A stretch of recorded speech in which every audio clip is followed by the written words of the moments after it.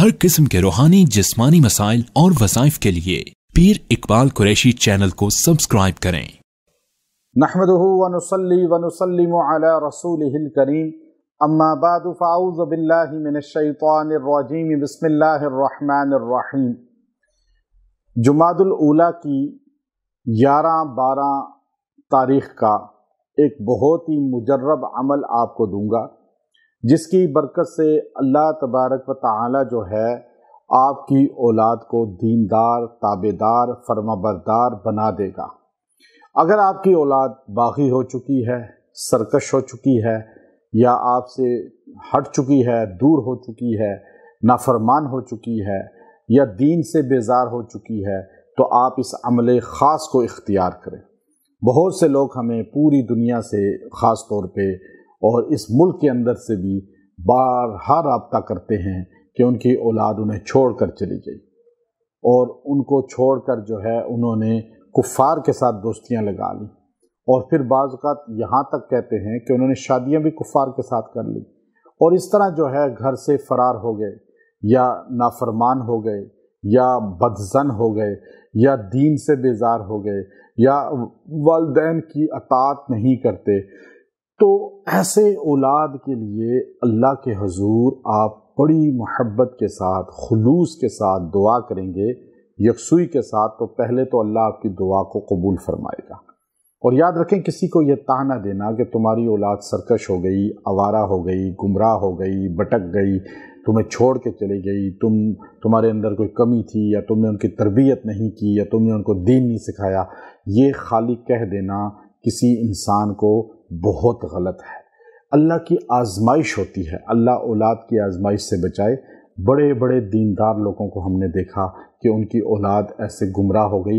एक बहुत बड़े अल्लाह वाले हैं, उनका बेटा हाफिज़ बनने के बाद अपने आप को यहूदी बनाने के लिए जुलूस निकालने लगा और धरने देने लगा कि मैं यहूदी बनना चाहता हूँ, मुझे यहूद पसंद हैं।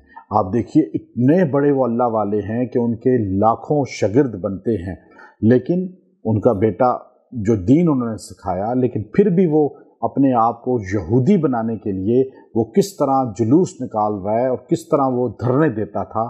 तो इसलिए याद रखें, ये आजमाइश होती है, और अल्लाह इस आजमाइश से हर बंदे को बचाए।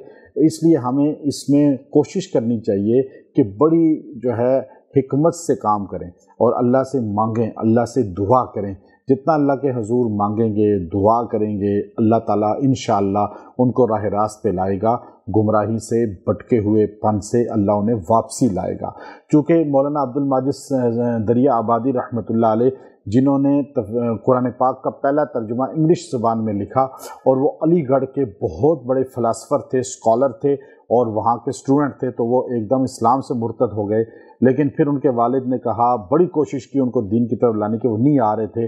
फिर आखिर उनके वालिद ने जाके उम्रे पे उनको हज पे अल्लाह से मांगा, और फिर वापस आके हज़रत थानवी रहमतुल्लाह अलैह की बारगाह में लाए। हज़रत थानवी की नज़र पड़नी थी, अल्लाह ने उनकी काया पलट दी। ना सिर्फ वापस आ गए, बल्कि इस्लाम में आने के बाद उन्होंने हदीस पढ़नी शुरू की, और फिर आलिम बने, और फिर उन्होंने बहुत बड़ा तर्जुमा कुरान, जिसे इंग्लिश ज़बान में पहला यूरोप में तर्जुमा कुरान कहा जाता है, यूरोप अमेरिका की बड़ी तादाद उस तर्जुमा कुरान को पढ़ के मुसलमान हुई है। तो इसलिए कोई भी किसी वक्त चेंज हो सकता है। तो ये ख़ास तौर पे उनके वालिद ये पढ़ा करते थे। तो आप इस अमल को इख्तियार करें। ये अमल बड़ा मुजर्रब है, बहुत ही ख़ास है।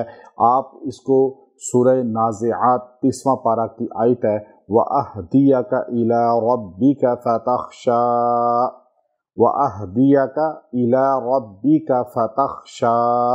आप इसको 101 मरतबा, कम ना हो, ज़्यादा शक हो जाए, अव्वल आखिर 3 बार दुरूद शरीफ पढ़ के इसको पढ़ें, दुआ करें। अगर वो पास हैं तो उनको खिलाएं पिलाएं, अगर दूर हैं तो तसव्वुर करके दुआ करके फूंकें। इंशाअल्लाह अल्लाह उनको राह रास्त पे लाएगा, हदायत पे लाएगा। और इस अमल को आप जो है 11 दिन तक लगातार करते रहें तो ज़्यादा अच्छा है, लेकिन ये 2 दिन भी कर लें तो इंशाअल्लाह इससे फ़ायदा होगा। व आखिरु दावाना अनिल हम्दुलिल्लाहि रब्बिल आलमीन।